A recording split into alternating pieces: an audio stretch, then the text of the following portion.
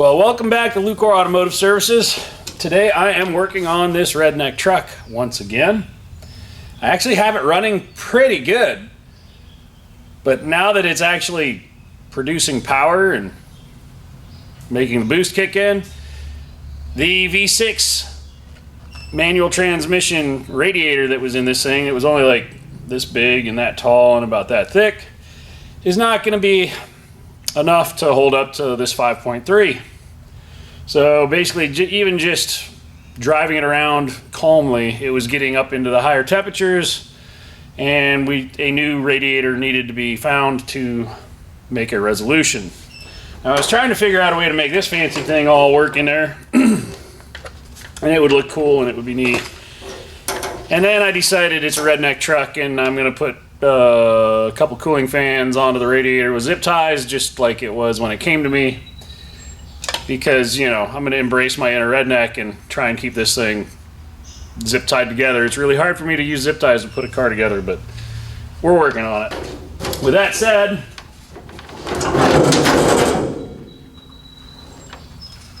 I got to put a radiator down in here. That's next on our list of things to make this truck work better.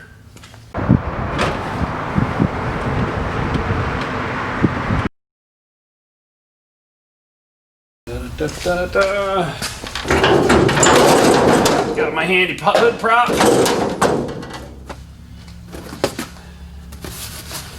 don't know what happened to the old radiator.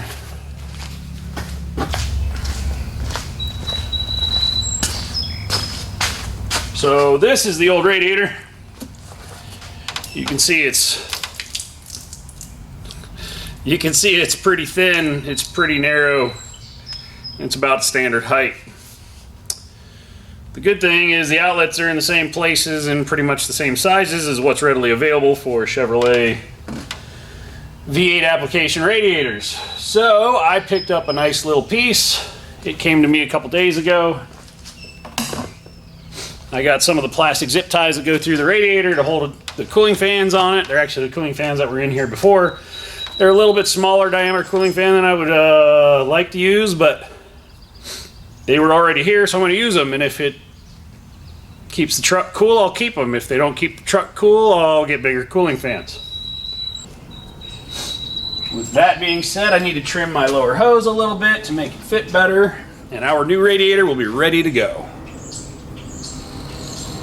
Where's my new radiator? So this is my new radiator. You can see it's twice as thick as the old one.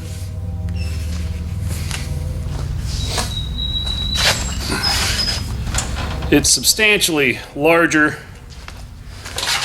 than the old one. You can't see that. A good probably 25% more length and easily double the thickness. So it ought to be really good at keeping this bad boy cool.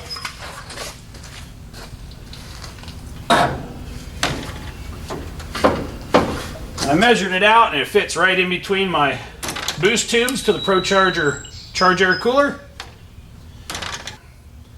So I just need to make my hoses hook up and get my top radiator holders in place, and then I can put some coolant in it and I can go make whooshy whooshy noises. So we're going to trim that lower hose to make it fit in a little better.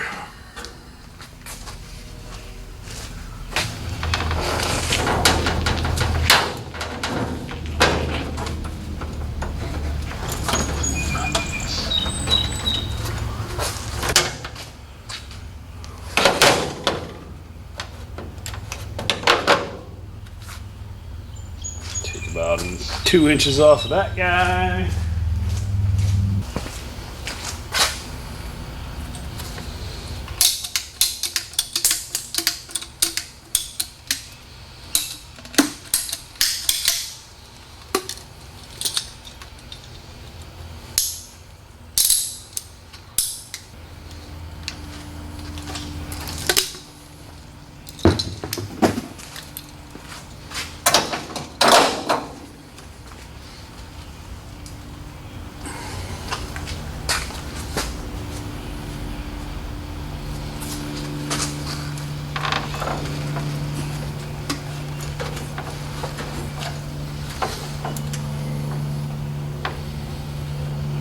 That'll work.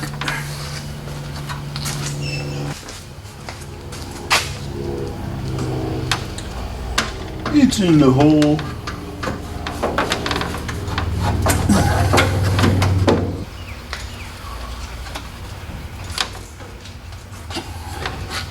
Take a couple inches off that side.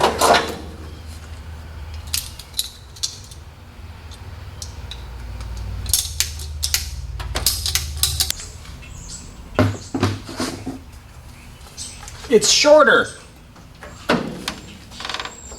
Should fit now. Oh, that's gonna be a stretch.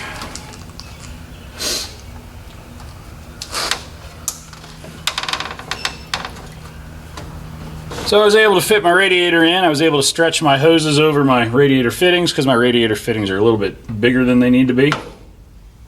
So I'm not going to worry about the radiator hose clamp right now. This thing's on here tight enough, it's not going to pop off, at least not until it gets hot. I'm going to go ahead and hook up my electrical fans and put some coolant in it, make sure I don't have any leaks, get my top brackets to hold this guy steady so it doesn't vibrate around. And we're ready to fire this thing back up, and I can start working on my wastegate, because the wastegate is not hooked up. Because this thing hit 10 pounds of boost and didn't even think about opening the wastegate. So we'll play with that here shortly. Pretty excited, everything's working. Oil pressure's a little low when it's hot. Not too surprising considering how much fuel was in this thing when we got it. But we'll keep an eye on that. Worst case scenario, a 5.3 LS is what, like $400 at the scrapyard because there's 8 gazillion of them out there. Hopefully it doesn't come to that. In the meantime, engine coolant. We'll order some clamps for my stock board. Hook up my electrical. That'll be easy enough. 2 wires, 2 crimps. And we have cooling fans. I pilfered a clamp from something else because I don't want to drive us down the road and have a hose pop off. Because that's the kind of luck I have.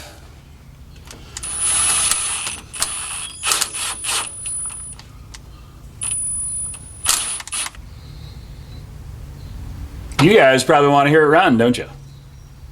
I'll fire it up for you. Got our idle down. It's much better than where it was before. We found all sorts of little stuff that was wrong with it. Like the set screw for the idle had been tampered with. We'll figure it out. As long as my TPS reads correctly, I'm not too worried about it.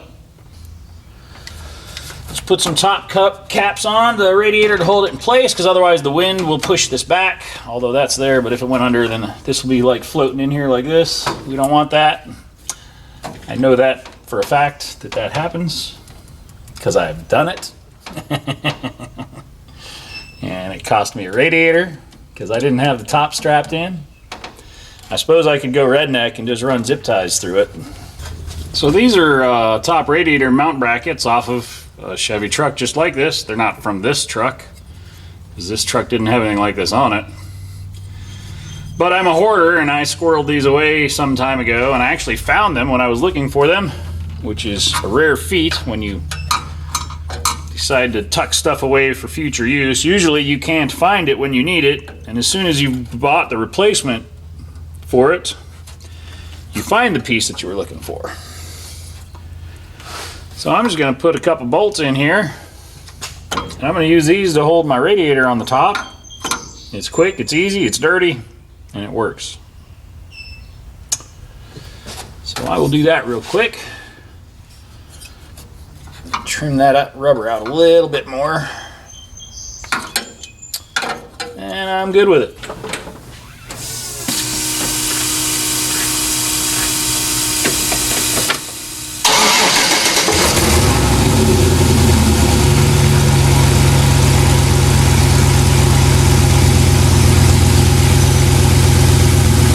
So I need to go test drive this thing, make sure my cooling fans are working correctly. I think they'll be okay. This radiator's roughly 3 times the size of the radiator that was in it. It should cool the engine just driving down the road without the cooling fans. And then the cooling fans would be required when the vehicle's sitting still to pass airflow through to cool the radiator, but I think it'll be okay.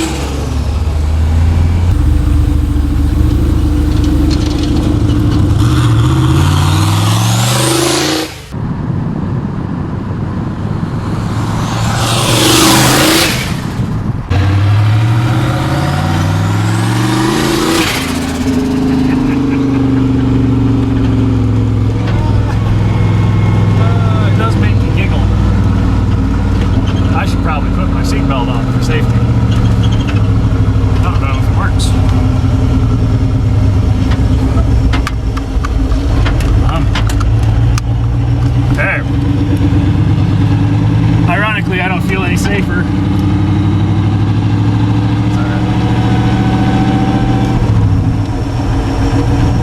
I got a slow car in front of me.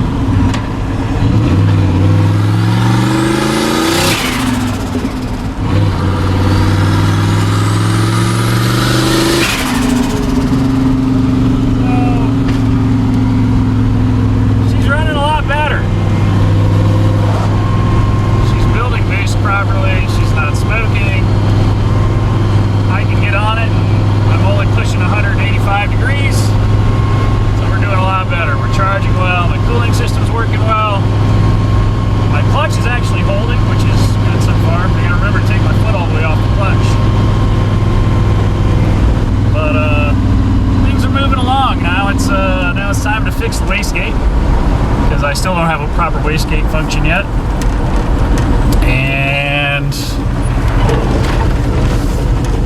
then I'm going to probably break a rear axle.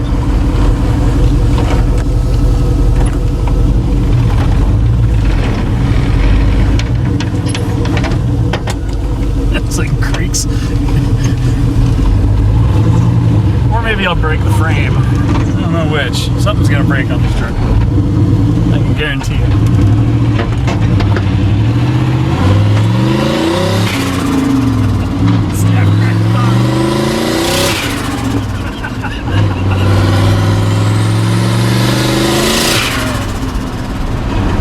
Lots of fun. I highly recommend getting one. Do you feel the frame like buckle? This truck is not long for this world. Oh well.